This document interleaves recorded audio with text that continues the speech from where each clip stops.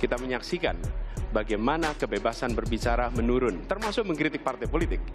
Dan angka demokrasi kita menurun, indeks demokrasi kita. Kalau demokrasi kita tidak berjalan, tidak mungkin Anda jadi gubernur. Biarkan mereka berkembang dengan meritokrasi yang baik, sehingga pada saat menduduki jabatan, tidak ada lagi jual beli jabatan. Yang kedua, jangan biarkan mereka store pada pemimpinnya.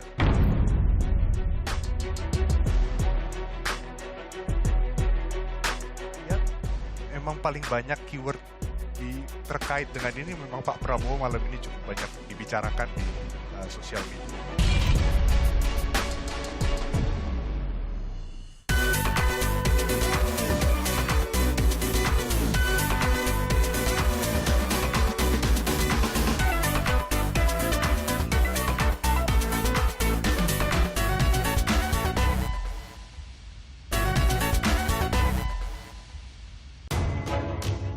Polemik format debat Cawapres berakhir dengan dilaksanakannya debat pertama para calon Presiden Republik Indonesia mendatang.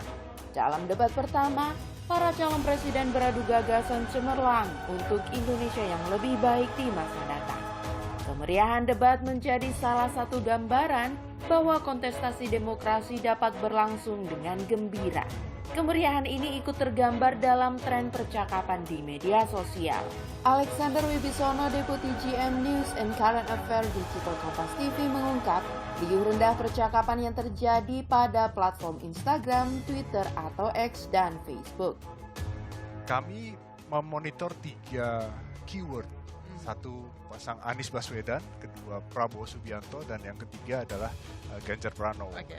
Kalau kita bicara Anies Baswedan, ini didominasi oleh keyword-keyword yang sesuai dengan topik. Okay. Ya, teman HAM itu cukup ramai yang jadi paling dibicarakan. sorotan ya. Betul. Okay. Jadi ini kalau semakin besar, semakin ungu warnanya itu semakin banyak dibicarakan. Dimension, gitu ya. Ada debat di hukum. Nah, di luar topik-topik itu ada keyword Prabowo, ada capres, gitu ya. Nah, ini untuk Anies Baswedan. Terus kemudian kalau kita lihat Pak Prabowo Subianto masih sama. Nah, cuman di sini kata Prabowo-nya lebih besar. Okay. Kalau tadi di Anies lebih kecil, ini sekarang di Pak Prabowo lebih besar. Nah, selebihnya HAM tetap menjadi fokus utama dari percakapan itu. Nah, yang membedakan juga ada kata aktivis di keywordnya Pak Prabowo. Mungkin tadi sempat Pak Prabowo memperkenalkan para aktivis yang ikut di timnya. Okay. Lalu bagaimana dengan Pak Ganjar? Kalau di Pak Ganjar tetap sama, tapi tetap ada kata Prabowo. Nah, jadi kalau kita lihat, memang paling banyak keyword terkait dengan ini memang Pak Prabowo malam ini cukup banyak dibicarakan di sosial media. Keyword ketiga nama kandidat capres selalu disertai dengan kata HAM atau hak asasi manusia. Debat seru antar kandidat capres terjadi dalam pembahasan tema pemerintahan, hukum, HAM, dan pemberantasan korupsi, penguatan demokrasi, peningkatan layanan publik, serta kerukunan warga. Capres nomor urut 1 Anies Baswedan mendapat pertanyaan tentang peran partai politik dalam demokrasi di negeri ini. Anies menyoroti turunnya indeks demokrasi Indonesia dan keleluasaan publik untuk mengemukakan pendapat. Ketika kita bicara demokrasi, minimal ada 3. Minimal 3 nih. 1 adalah adanya kebebasan berbicara. Yang kedua, adanya oposisi yang bebas untuk mengkritik pemerintah dan menjadi penyeimbang pemerintah. Yang ketiga, adanya proses pemilu, proses pilpres yang netral, yang transparan, jujur, adil. 3. Dan kalau kita saksikan akhir-akhir ini, 2 ini mengalami problem. Kita menyaksikan bagaimana kebebasan berbicara menurun, termasuk mengkritik partai politik.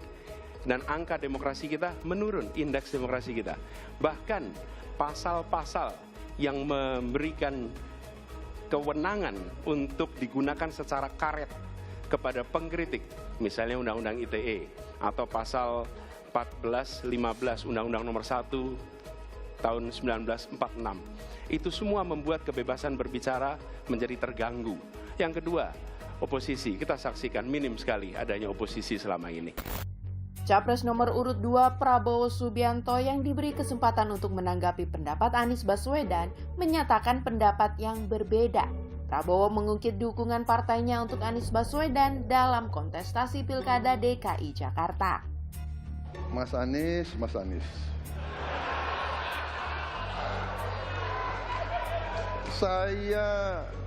Saya berpendapat Mas Anies ini agak berlebihan. Mas Anies mengeluh tentang demokrasi ini dan itu dan ini. Mas Anies dipilih jadi gubernur DKI menghadapi pemerintah yang berkuasa. Saya yang mengusung Bapak.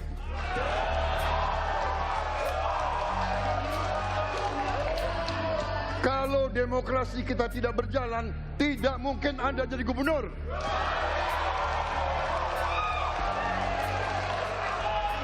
Kalau Jokowi diktator, Anda tidak mungkin jadi gubernur. Saya waktu itu oposisi, Mas Anies. Anda ke rumah saya, kita oposisi, Anda terpilih. Pembahasan subtema pemberantasan korupsi menjadi salah satu yang dinanti publik calon pemilih. Capres nomor urut 3 Ganjar Pranowo meyakini pemiskinan pelaku korupsi melalui Undang-Undang Perampasan Aset akan menjadi cara terbaik melawan korupsi. Yang pertama dari si penegakan hukumnya dulu. Maka kalau saya mulai dari sini, maka yang mesti dilakukan adalah pemiskinan. Yang kedua, perampasan aset. Maka segera kita bereskan Undang-Undang Perampasan Aset dan untuk pejabat yang korupsi bawa ke Nusa Kambangan agar bisa punya efek jera bahwa ini tidak main-main. Namun yang perlu diberikan adalah contoh dari seorang pemimpin bahwa dia hidup sederhana, dia tidak bermewah-mewah, dia mengajarkan bagaimana integritas itu dibangun. Untuk para pejabat, ada dua yang penting sekali. Satu, biarkan mereka berkembang dengan meritokrasi yang baik sehingga pada saat menduduki jabatan tidak ada lagi jual beli jabatan. Yang kedua, jangan biarkan mereka store pada pemimpinnya. Debat kedua akan diselenggarakan pada 22 Desember 2023. Pada debat kedua, giliran para calon wakil presiden yang akan beradu gagasan. Ketua KPU Hasyim Asyari mengatakan format debat cawapres akan sama dengan debat pertama yang menampilkan para calon presiden.